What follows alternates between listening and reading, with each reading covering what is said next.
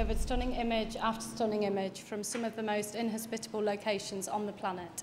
And if this wasn't hard enough, a lot of the time they only get one go at it. Let's look at the nominations. Photography, Factual. Gavin Thurston, Robin Cox, Pete Haynes, Human Planet, Jungles. An hour's passed and Tete's making impressive progress.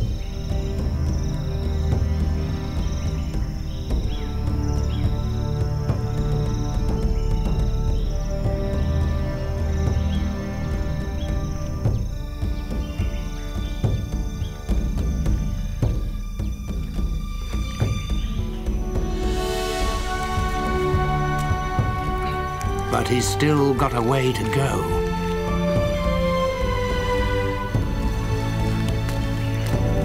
Will Edwards, Doug Allen, Matt Norman, Human Planet, Arctic. Especially in the final approach, McClure must be silent and directly behind his prey.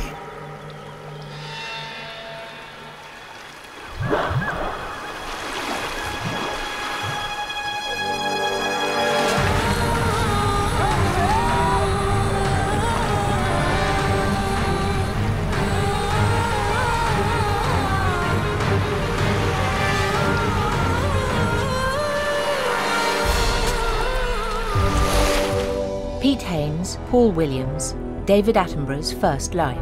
Now I'm off to explore the origins of all this, to look for the very first living creatures that appeared on the planet. In recent years, scientists have unearthed dramatic evidence of what those first creatures were like. We can also find clues in living animals. And this enchanting little creature is what we were looking for. Camera team, Human Planet, Oceans. Solbin can go even deeper than this and stay down for up to 5 minutes. But he's not one to show off, and after all, he's got what he came for. 2.5 minutes of hunting under pressure on one breath. Perhaps the idea of humans existing as marine mammals is not so far-fetched after all.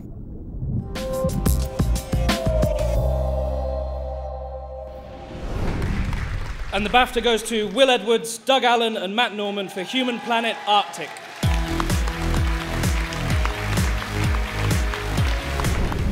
It has fallen to me to say something. First of all, thank you very much to the Academy for this fantastic honour. But, you know, we wouldn't get to the places that we go to, and we wouldn't have the chance to get the images that we get if it wasn't for a really high-end production team behind us. So I want to accept this, not only on behalf of the other cameramen, but on behalf of the researchers, assistant producers and producers who put us in the right place at the right time. And some of them are here tonight, so this is for you.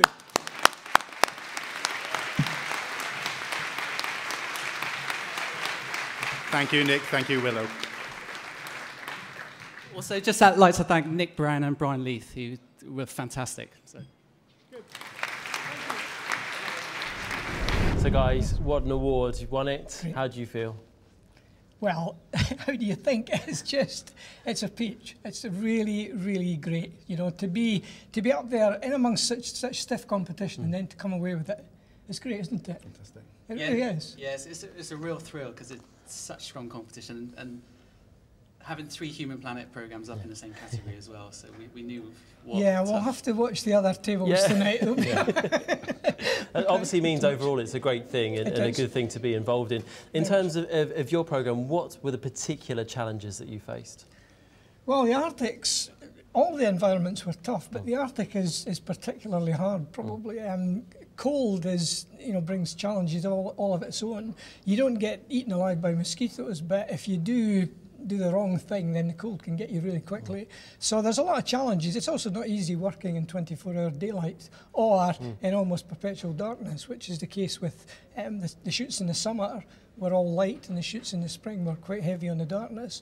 So, but at the same time, it's a really special place to go. You see things and you feel things in the Arctic that you don't feel anywhere else, don't you? Yeah, totally. Yeah, we spent quite a lot of time on one of the films sort of under the ice, and we had a very short window where the tide went out and the water went, so you were left in the space between the ice and the ground, where it was actually quite warm and humid, and then you go outside, it was minus 20, and we were fighting condensate. We spent most of the time underground just cleaning our lenses and panicking, hoping there'd be enough daylight in time to get a shot before the water came back in again. Because I was going to say, I mean, you know, if you're doing a drama, you know you're going to get that shot on that day, and that's going to be that. With the real world, you don't know if you're going to get the stuff. Well, the Human Planet was full of that. The narwhal sequence that you shot there, we were on the ice edge for almost a month, and we saw the narwhals the very first day we arrived, and then we didn't see them again until 2 days before the end. So that's how much it was hanging by a hair. But that's what it's like working with animals, and that's what Human Planet was all about, people and animals. And presumably there's a lot of camaraderie then with the crew. I mean, having to go through that, it's an experience more than just a production, right? There's some bonding going. Yeah, no, they're very intense experiences, and the beauty. I do a lot of wildlife stuff, but the beauty of Human Planet was that you had the intensity of experience, not just with the sound person, the producer, director, but also with the people that you were filming, and you got very much involved with their human stories too, didn't you?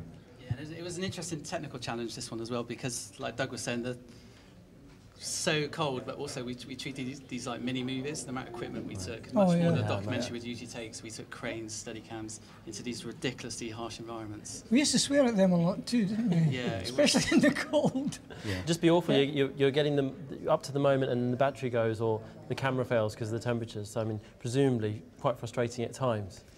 Well, you had to be ready to sometimes, to go at a moment's notice in a way, and. But, we've all done that before, and you learn to anticipate it. We also learn to rely on, on the help of other people, and the directors, the sound people, everyone would chip in when the chips were down and something needed to get done quickly. Everybody would be moving the jib or moving the crane or packing it up to get back off the ice edge. And that includes the local people who are often the subject of the film. They were sort of excited and would love to help us carry metal weights across the ice to make sure we could film something with our crane, and they just got into it as well, we're eternally grateful to them for their help. No, it was good fun, and it was interesting for me using all the drama type tools to produce a film that was essentially shot as it happened. A lot of it. It was amazing how it all fitted together. The camera moves along with the for real ob-doc type stuff. It really was interesting how it went together. Beautiful. And the whole thing looks fantastic. Well, this is it. When you get, I think when you get a series which pushes the edges like that, if everyone is pulling their own, if everyone is at the top of their game, you produce the whole is better than the parts. Yes. And that certainly came through in Planet Earth. Well, congratulations. Thank you very much. Thank you very much. Thanks.